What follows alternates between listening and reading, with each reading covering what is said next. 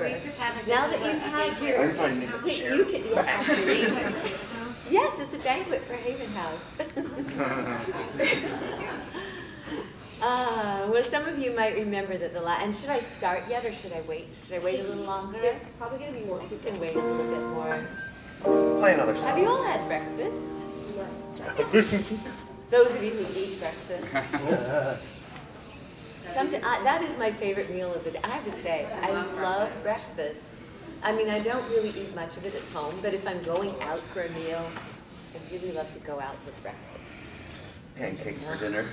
Pancakes for dinner. Breakfast for dinner is, yeah. And oftentimes we find that, you know, we may have no other kind of food in the house, but maybe some eggs. And so I end up with breakfast a lot. Hi, come on over. Have a seat. Yeah, it's chilly in here, right? So you have to sit close together. I didn't notice the smoky. The yoga was like, did you notice, I don't know about you, but I needed, after we did even I was going to say simple. None of what we did was simple for me. But right afterwards, I needed to put my jacket on. It's like suddenly I was chilly. Can you humor us and say, I volunteer here part-time? Oh yes, I volunteer here part-time. Haven House is a home for runaways. Haven House is a home for runaways. I'll say it properly. Haven House is a home for runaways, and I volunteer here sometimes. Part-time? I volunteer here part-time. Part-time is what she says, huh? Yeah, I volunteer here part-time. And I volunteer here part-time.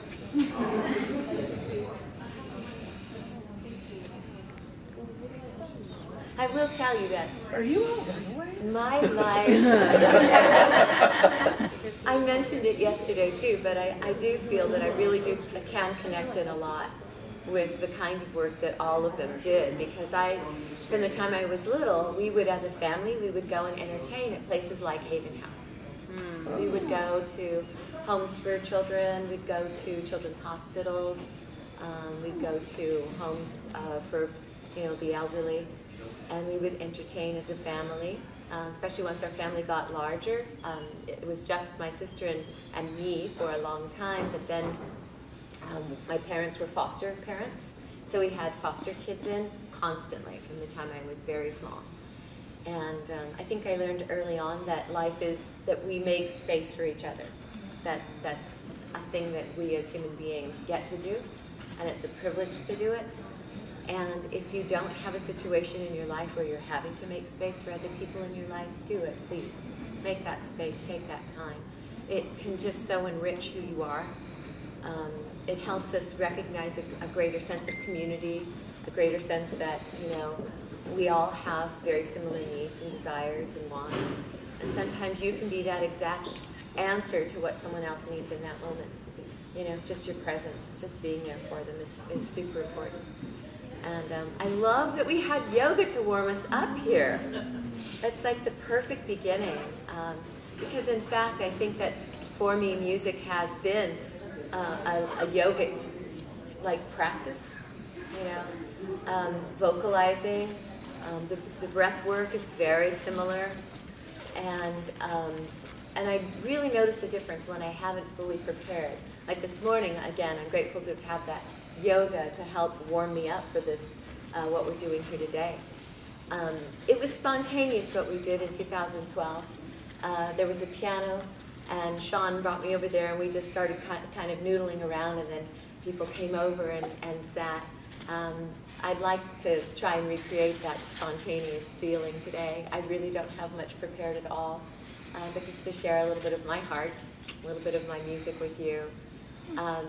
Many of you know that I had the wonderful happenstance of being able to write music for the Charlie Brown shows and also for Garfield the Cat.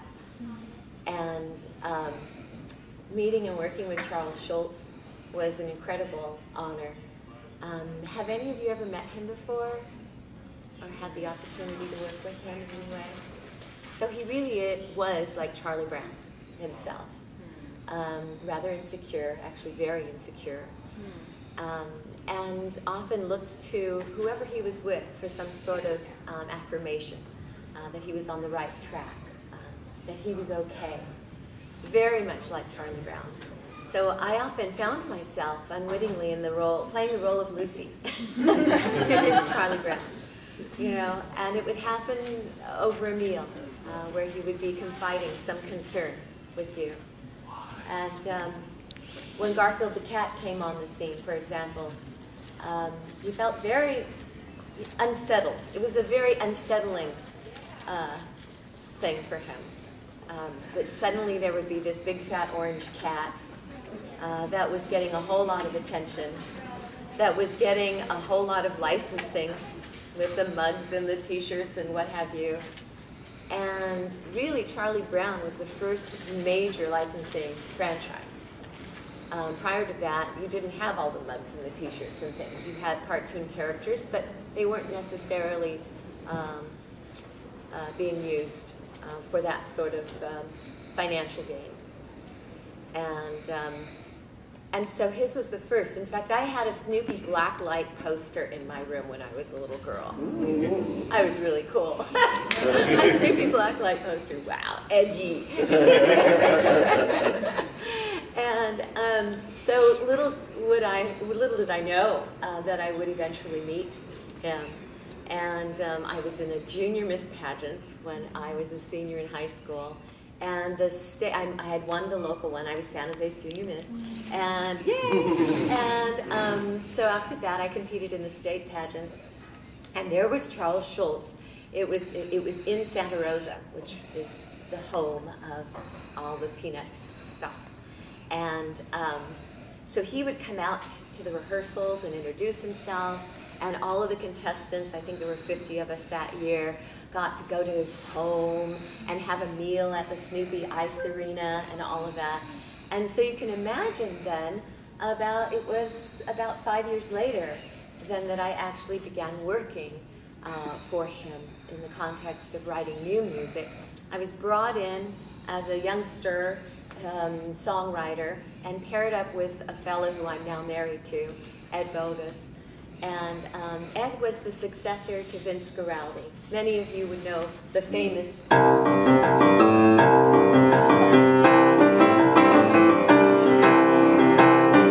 right, you all know that. That's Vince Guaraldi. His famous theme called Linus and Lucy, written especially for the very first Charlie Brown shows, Charlie Brown Christmas, as a matter of fact. And he passed away rather young. And they were in the process of a new production and needed to find someone quickly. So they had gone to Vince Guaraldi's agent and asked, who else should we get? And Ed Bogus was recommended to them as someone who could get the job done quickly and could copy what Vince Guaraldi was doing. Well, Ed would be the first to admit that he never was great at copying, and no one could ever fill the shoes that Vince Guaraldi wore. And the precedent that he set for that charming, fabulous jazz music that was used. It was the first time jazz was ever used with a children's cartoon. It was the first time that real children's voices were used in a children's cartoon. Prior to that, it was always adults doing kids' voices. And so that was, there were many firsts that were set. Also the simplicity of the drawings. That was quite unusual, not to have something more elaborate in the way of animation, but to take these very 2D characters off of the comic book page and translate them into animation became quite an interesting challenge. And it was given to Bill Melendez, who was quite a famous, became even more famous as an animator through the Charlie Brown shows. But he'd worked for Disney, he'd worked on Fantasia years and years ago, so he had the capability of doing very intricate animation, very detailed animation, and here he was having to make these funny little big-headed kids move, and it was quite a challenge for him. It's a whole other story. But I was brought in because Sparky, as we called Charles Schulz, Sparky really wanted to have more songs, incorporate more songs into the shows. And so I got to start writing songs, and it was also at a time when Flash Dance was a huge hit in the 80s. and Disney Records wanted to do a new batch of Charlie Brown songs that were all inspired by the flash dance phenom. And so they brought me in and they brought Ed in, and we began writing music in the style of flash dance. And that became an album called Flash Beagle. And Flash Beagle was a pretty good hit, I guess. Yeah. And I toured in, Pink, Madonna, more Cyndi Lauper-esque and Flash Dance-esque torn up things. I still have one of the outfits I wore. And I did like the shopping mall circuit, which is such a funny thing, but we would do shows in the shopping mall, me and Snoopy, and singing and sharing these new Charlie Brown songs that were unusual, not at all Vince Guaraldi, very much flash dance stuff. And I channeled my inner Irene Cara at that time to sing the signature song, and I got my first Grammy nomination from doing that album, which was very exciting.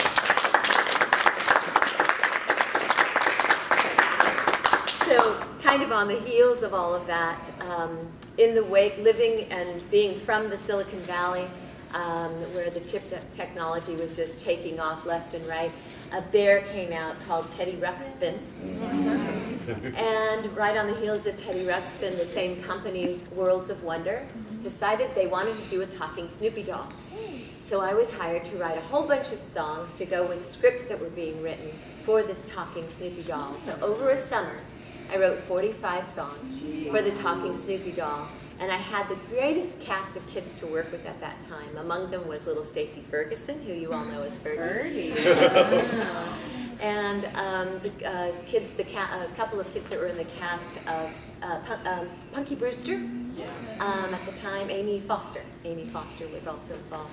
And anyway, they were fabulous singing kids, and I think about Ari and and Lori doing their thing. And these kids were in my charge on the West Coast, and probably about the same age as what Ari and Lori would have been at that time. And anyway, so this book came out that has many of the songs that I wrote for that talking Snoopy doll. So I thought I'd just share one of those with you because they're kind of fun. And one of my favorites has to do with the time of year. I see this beautiful tree out here getting some orange going. And it's called The Turning of the Leaves. And it was Snoopy singing about the beauty of autumn. I have not sung or played this in many years, so.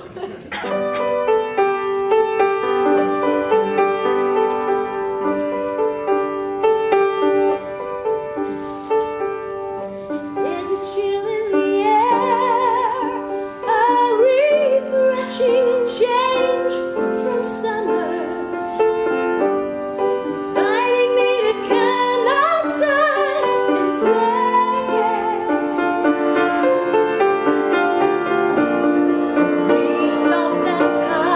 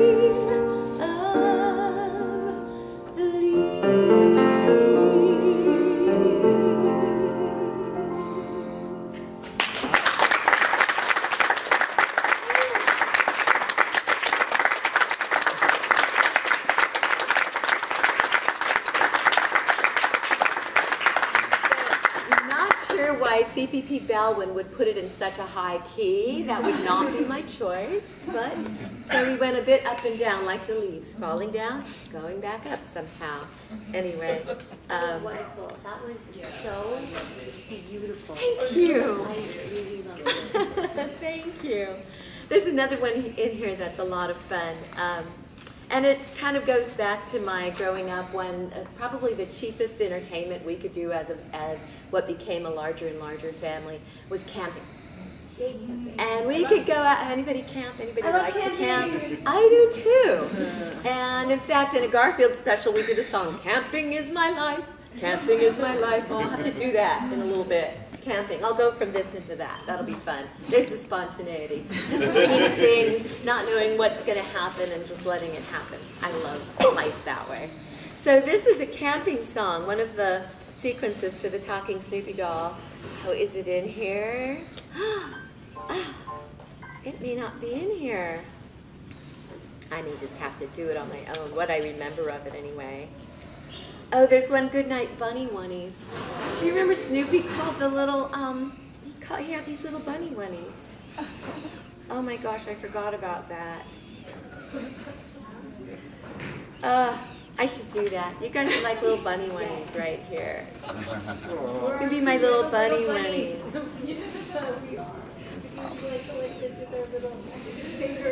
It's so short, you guys. Yeah, you can be the little bunny bunny. It's so short. How do bunny oneies fall asleep? They don't waste their time counting sheep. They climb into bed all in a row, and Mama Bunny Oney sings to them like so. Good night, bunny oneies, morning comes soon. Sleep tight, bunny oneies, under the moon. All the stars above a vigil keep. Good night, bunny oneies, go to sleep. There are more words. We were there, but I'll just do it. Good night, bunny oneies, morning comes soon.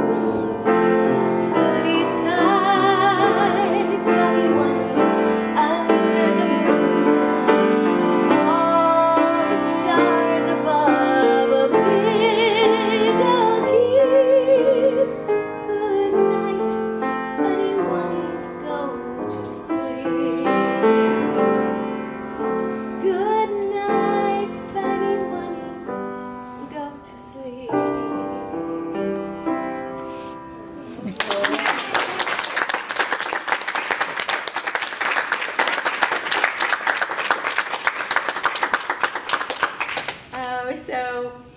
Castle of Sand. Forgot about this. This is a trip down memory lane for me, you guys, too. I know that's what this represents for you, which is so wonderful. I mean, that you reconnect with your memories every year when you come here, and throughout the year, apparently. But like every day. It's so important. I think it helps us remember who we are. Yeah? Yes. Helps us stay young. It really does. Nurture your inner child. Nurtures your inner child on a regular When we've basis. grown as well. Yeah, you can see where you've grown, but you can also, you know, I went through a phase in life, just briefly. So at my second marriage, I'm on my third, can you believe it? But this is the third time's the charm. This is the keeper. It's lasted the longest, and it's fabulous, and he's my songwriting partner and everything partner, and we have our twins, and life is wonderful. And you know, and I was talking about this with Ari the other day. We learn something from each of our relationships, hopefully, right? Or we keep repeating, like Groundhog's Day, the same thing until we get it through our heads, you know? But it's not that we ever really encounter bad people, and I think that's super important. We fall in love for a reason with these people, right? And so to be able to move through these situations and not harbor resentment, because we were with that person. We should resent ourselves. if we're going to do that. So let's not, you know, do that. So we can go back, but I discovered something about myself in relationships. I sought out at some point, and I think because I had been such a nurturer growing up and needed to make so much room for other people and their needs in their lives, I wasn't too in touch with what I needed personally. And so, and I liked remaining very childlike. It became a tool. It was actually a really good coping mechanism, I think, to remain very light and positive and buoyant. And my parents used to say when I walked into the room, you know, all the sun would come out. And I knew I functioned as that sort of happiness giver in life. And I think that's a wonderful role to play. But it also, those child qualities, I realized we can keep, at some point, this was my big insight. I was afraid to grow up in many ways. I think growing up meant a daunting amount of responsibility that I didn't feel somehow prepared to handle. I was good at helping to take care of people, but in terms of really taking care of some other practical business in life, I wasn't sure I could do it. And so one day I had this insight. I was listing, again, I'm deep into qualities, writing the qualities down. And I wrote down, what are the qualities of being childlike? Well, I thought, innocence, joy, spontaneity, that sense of purity of thought, purity of intention. Kids don't have a hidden agenda usually. Right. And so I began writing these things down, and then in that list I threw in dependency, insecurity.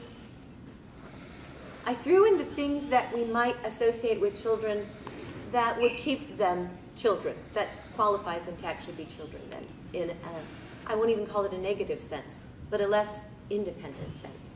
Suddenly I thought, wait a minute, I can let go of anything that's childish and keep everything that's childlike. I like that. You know? Because the childish stuff keeps us stuck. The jealousies, the possessiveness, the, you know, punitive, the judging, all of that stuff, that's childish. But the childlike stuff, oh my gosh, we get to keep that. And it really, in a moment, changed my whole outlook on where I needed to be in my life. And I was able to gradually unclasp myself from a situation where I had become incredibly dependent. And I thought, that's cool, you know, false dependencies. We can let go of that. We're free. Yeah? So anyway, enough of that. But Castle of Sand, I get a lot of delight in that. So building sand castles. And, well, let's see if I still like this song. I don't know. It's childlike. Childlike still. It takes a little bit of water, a little bit of sand, a touch of imagination to build your wonderland. Just the right location, a dream at your command, your very own creation, a castle of sand. Don't worry if some other kids should try to knock it down, or if the wave might wash it out to sea. 'Cause just how long your castle lasts is all part of the fun, and it will last if you build it carefully. Now place the flag on the tower, watch it stand, made with your own two hands, your very own creation, castle of sand, castle of sand,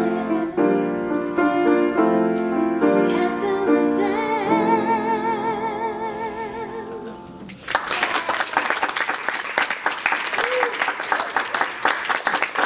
They remind me of Gem songs just a little bit, you know? It's sort of that era, right? The sort of harmonies, and a lot of them were in higher, you notice a lot of the Gem songs are high. And I think we women sang higher then, and a lot of us did sing higher then. I can still sing that high, but it's not always my preference, let's put it that way. But something interesting culturally was beginning to happen in the 80s. And as women were feeling more and more independent, and the rise of feminism, a lot of women realized that if they modulated their voices lower, that they would have more credibility. And there have always been women throughout our culture that, you know, Tallulah Bankhead and certain people, you know, Edith Piaf, others who had these deep, whiskey voices, and it was considered, oh, they're mavericks, they're brazen women, right? But we also evolved as women into a sense that, oh yes, I have to sound businesslike, and I'm going to use this voice. It's an unconscious thing, right? It's a cultural shift that happens, and something I invite women to do, and men as well. Play with the color in your voices. We talked about this the last time. Use it all. Use it all. Because if we don't, we get very limited to that, and we begin to identify ourselves with that voice. I have a friend who always just talks like this. I mean, this is like, oh, and she's like, this is the way I talk. And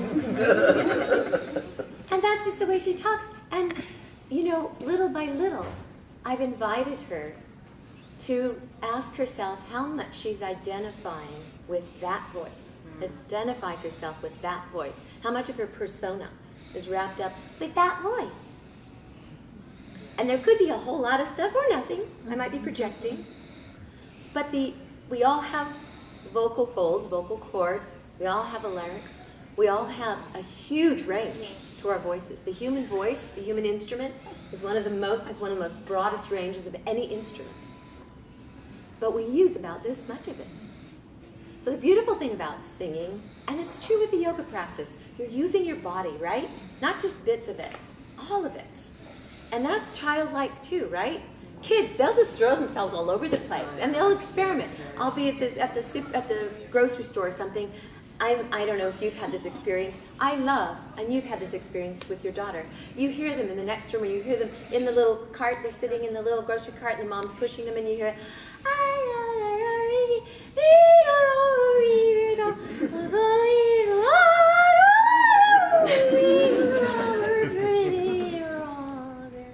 something, right? And we may go around being really stupid doing that. Although sometimes when I see people walking around with their little ear, you know, talking on the phone, you know, you kind of, ooh, that's kind of weird. So, you know, especially when it first started happening, like, okay, there's a crazy person over there. Oh, they were on their phone. It's a fine line, you know, sometimes. A crazy person, oh yeah, phone. So to use all of your voices, you use your bodies, you use your personalities, you channel a lot of gem energy, right? And so this idea of just, okay, let's reach out a little bit with our voices. And so as a voiceover actor and a singer, I'm really big on, okay, today I'm going to practice just using this voice for a while, a little bit higher, you know, a little bit younger maybe, I don't know. I'll try this. Oh no, today I'm this, you know.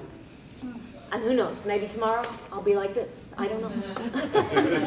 So, and it keeps the flexibility in the voice, all right? So that when I do get the call to be that 2-year-old kid, or the baby, or the dog, I do lots of dogs. I did that for your daughter last night. I do little dogs. Oh my God. I do a little bit bigger dogs.